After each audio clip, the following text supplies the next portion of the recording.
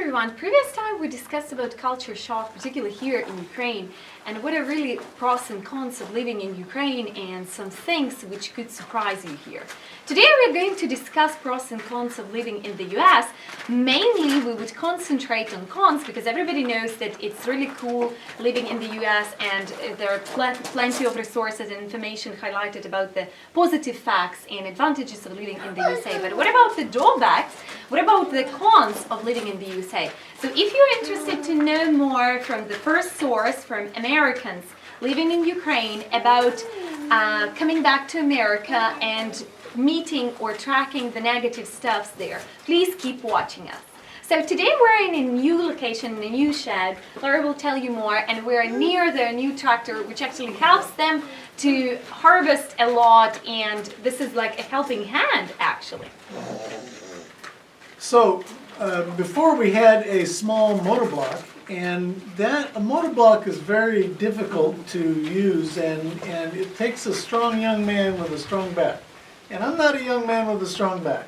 So I need a tractor. This year, our friends in America and friends here in Ukraine helped us to buy a tractor. It's perfect size for what we're doing. And because we have a new tractor, we had to have a new home for the tractor. So we kind of changed the shed here to make it more suitable for the tractor and all the tools that we bought that go with the tractor. So this is a great thing for me. Yeah, they raised the roof, and it was 4 sections, and now it's one big section. And so all of the different implements are up against the wall, and Mark can just back the tractor right up to them and hook them up. Yeah. And so we're going to store some other materials in here too, but it's really nice. So let's go back on track and talk about the United States of America today. Everybody knows about positive sides of the US, and the country is diverse, including the multicultural population. Lots of nationalities live in America, and that's really refreshing. And people are very easy to mingle with, and they're easygoing. And Lara previously in our classes compared Americans to peaches, Ukrainians to coconuts, but Americans to peaches, because they're very easy to interact at the very beginning, but when you are starting talking about their private life and privacy, it's like the seed inside the peach, you know, which is very difficult to chew. So another thing is that the country is diverse, including the multiple representation of nature, the terrains. You can see all sorts of terrains in the United States of America. You can see different beaches, mountains, forests, prairies, etc. You can spend all your entire life just to travel throughout the US, you know, and discover new places, like see new locations and new stuffs and never be bored. But what about the cons? What about the negative sides, or maybe obstacles or difficulties in living in the US? Because we all know that in every cloud has a silver lining, and we always know that there are two sides of the coin, you know, the positive side and the negative side. So let's track more and pay attention more on drawbacks. I would like to start from ethics, you know, working ethics and competition, because I know that there is a great competition in the US, and to educational process is exceptional, and Harvard, Yale universities, they are the best universities in the world. Everybody knows that. Jobs in America are pretty easy to find. There's many jobs. The problem is you have to go and find a job to be able to use that to find another job. So the best thing you can do is just go find any job, anybody who will hire you to do a job. You do it well, and then you use that as a tool to get another job. Another issue I'd like to bring up is the issue of food, organic food and high quality food and healthy meal. Because I've been to the US a couple of times, and I lived there and I studied at California University and Louisville University, and I find American food, organic food, very expensive. What we can have in Ukraine, you know, it doesn't cost an arm and a leg, it's really cheap. So do you agree with this? Is this true or not? Definitely true. I agree. Yeah, they use a lot of chemicals like hormones to help the animals grow fast, antibiotics when they do the mass production. And so even some of our processed foods have a lot of corn syrup, which is very addictive. It's very bad for your health. And I think that's what's created the health problem in America with so many people being overweight. And actually, as we see more processed foods coming to Ukraine, you're starting to see more people overweight. It's really fascinating what Americans could achieve here in Ukrainian village, and they have great covers of onions, and I'm giving the floor to Laura just to share with us how it's possible. Look at them, they're like half of my head, you know, size. Well, we have about 3.5 hectares of land, some grass, alfalfa. We have different crops like the onions. We have red and yellow and white onions. We have lots of squash and pumpkin, corn, potatoes, you name it, tomatoes, cucumbers. And a lot of what the food that we raise or we grow is for the homeless feeding that we do in the city of Vinnitsa. We feed a lot of homeless people and people who are in need. And then we also feed the men who live here with us at our rehabilitation center, but our rehabilitation center becomes a homeless shelter in the winter. So we feed about 500 meals a week generally, and in the 11 years that we've been feeding, we've already fed over 88,000 meals. And that's why we raise a lot of this. Yeah, impressive, really impressive. Lots of gardening. And we have a new tractor this year, which has really, really helped us. Yeah. So let's talk about Laura's and Mark's livestock today. So we have 3 mama pigs and we have 1 male pig. He's called a boar, and his name is Blockhead because basically his neck is so big. But through them we have little piglets, and we have 35 piglets right now. Some of them are just turning 2 months old yesterday, and we can start to sell them, and some of them are just about 1 month old. So Mark and the men built this pen outside for the piglets so that they can be separated from their mothers for a little while. And we have 7, 7, 7, and then 10 in the last one. 10 in the last one are the smallest ones. So we raise the piglets, we sell some of them, we raise some of them and butcher them for meat.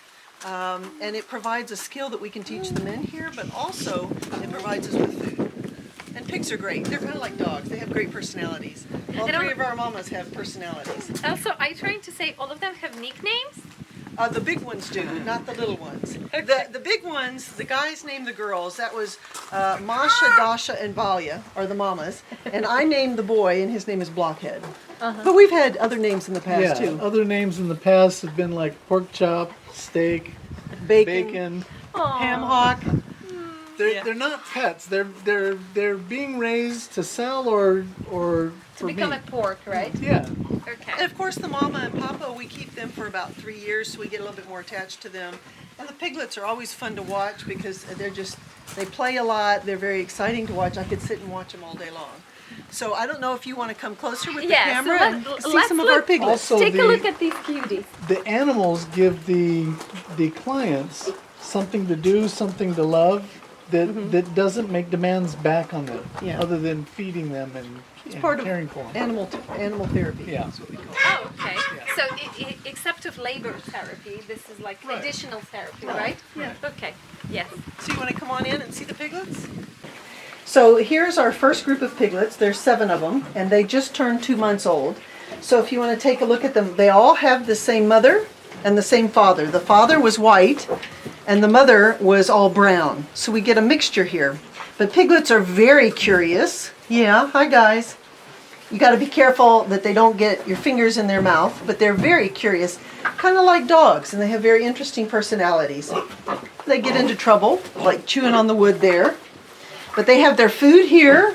This is where they sleep at night if it's getting a little bit cold now. And then over here is their water. It's kind of like a little nipple that they go and they drink off of. So we have 4 pens just like this with piglets in them. When we first came here, we knew nothing about raising animals, pigs, cows, ducks, any of the birds. We had so much to learn, but again, information is all around, especially the internet helps, but so do friends and neighbors. So we learned what we needed to learn. Yeah. Okay. So piglets are kind of like dogs in that they express their opinions or how they feel by their tail. So you see these over here that are eating, they're very happy. I like their tails.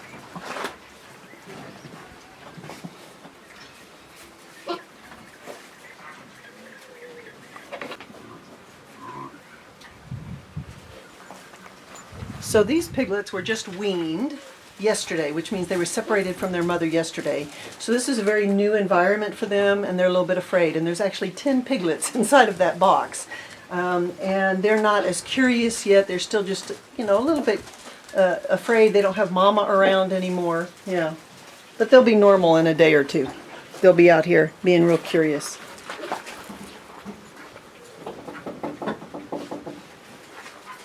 So these boxes protect them at night. It keeps them warm at night.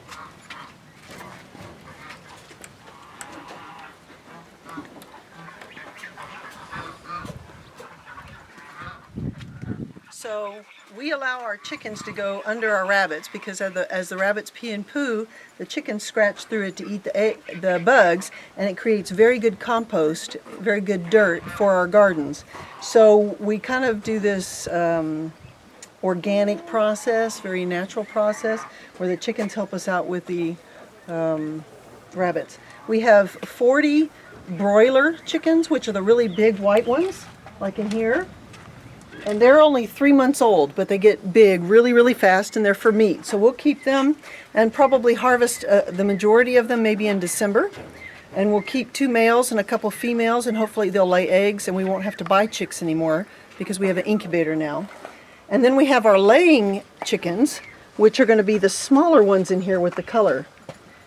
And the laying chickens are a little bit smaller. They're not for meat, so they don't get as big. Except for the rooster back there, you can see he's getting pretty big. The colorful one there. What about turkey ducks? Turkey ducks and geese are over in the bird barn over there. And we can walk over there. So they also have turkey ducks and geese. Yeah. We have 2 turkey duck mamas sitting on eggs right now, and we have another turkey duck mama with 6 chicks. And then we have 2 male geese and probably about 10 females, maybe 11. And we have 16 baby geese, which are called goslings. So we've got 6 ducklings and we've got 16 goslings, but we've got more ducklings on the way. So let's go into the rabbits here. The chickens are going to come running out. I'd like to have a couple of comments about the word suspended, right? Suspended, uh-huh. So this is what came into my mind when you told about organic. I've heard a lot about suspended business, and in America it's very popular to have restaurants and run the suspended business, kind of not feed every animal, but they can just, it can be like a cycle, like the natural cycle. For instance, you can have a river, the lake, artificial lake, where you can have fish, but you don't feed this fish. But it's eating, for instance, like algae or whatever grows in the lake. So have you heard about suspended business? Organic, the cycle of life, it's got actually a number of different names, and Americans are really big into that. And one of the myths about Americans is most people think we have better food in America, and we don't. There's so many chemicals and hormones and everything in a lot of our food, and that's why a lot of Americans are overweight. Here the food is much, much better. It's organic. In America you would pay a lot of money for organic food. Here a majority of our food we raise, either through the animals. And that's why it's substantial, right? Yeah. Okay. Yeah. Okay. And both Mark and I are healthier here. I mean, we're grandpa, so we got... So here we are, surrounded by many different cages, and we could see many bunnies here. And Laura will tell us a little bit about breeding, how many bunnies we could have from one rabbit, for instance, and how long does it take them to have a breed. So basically, every rabbit is pregnant for 1 month, and then they nurse or feed their babies for 2 months. So we have 5 mamas, 4 at the top here and 1 down here, and these are our 2 males. And all of our rabbits are black except for the 2 males that are brown. And they're actually new. And we just bred them with rabbit number 3 and rabbit number 1. Now rabbit number 2, number 4, and number 5 all have babies. So this one right here actually has 13 babies. This one has 8 and this one has 9. And so after they have their babies, they nurse the babies for 2 months. And then we move them to the other side of the room where we have girls on top and the boys on the bottom. But I don't know if you can get a close picture here of all these little bitty bunnies in here. They're really, really cute. Yeah. So this is a new barn for our rabbits. We actually have 2 more rooms.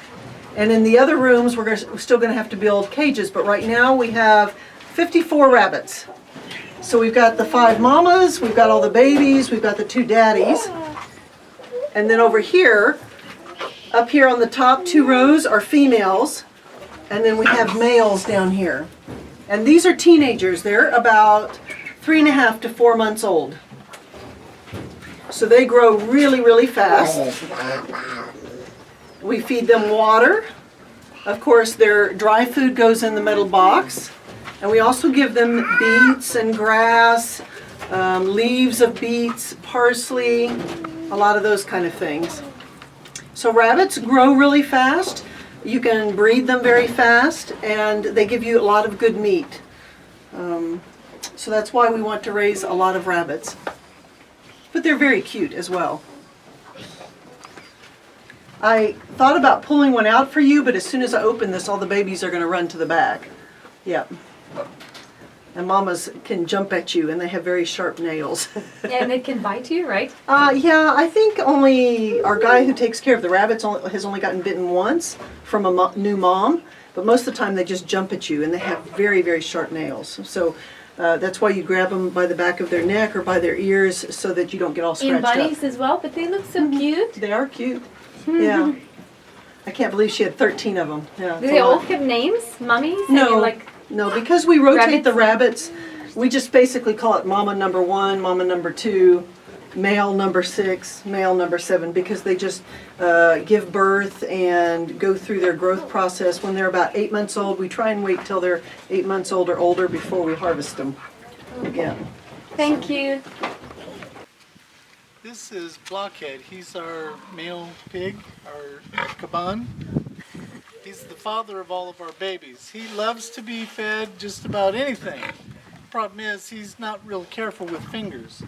So I like to get him down here where his face is kind of trapped and feed him through here so that I can keep my fingers out of the way. If I try to go up here, he opens his whole mouth and it's a little dangerous. Yeah. He's got a big mouth, doesn't he? Big mouth, big teeth. You can't see this boar every day, you know. Yeah, we've had visitors, you know, like deliver some of our building materials and stuff, and they end up over here staring at him like, he's huge. So this is our boy. Yeah, he's huge. Yeah. But this is why we're able to have so many piglets and we're doing really good. It's because we have our own male. Yeah. There we go. He's very social. He likes to stand at his gate here and pay attention to us and just watch us. Does Yeah. he have a nickname? Blockhead. Blockhead. Blockhead, yeah. Yeah, blockhead. Oh, very sharp teeth. Yeah. I went to feed a pear to one of the mamas and she was laying down and I held it there and she jumped up so fast that her big tooth hit me on my hand. Oh. She didn't bite me, but it hit me and it left me a good bruise for a while. And I should have been a little bit more careful. She had no intention to hurt me. Yeah, but You know, they're it's quite just- strong, right? Oh yes, they're very Yeah. strong. Very, very strong, very smart, but he doesn't know what a human tastes like, Yeah, which is good. which is good. If he ever bit a human, we'd have to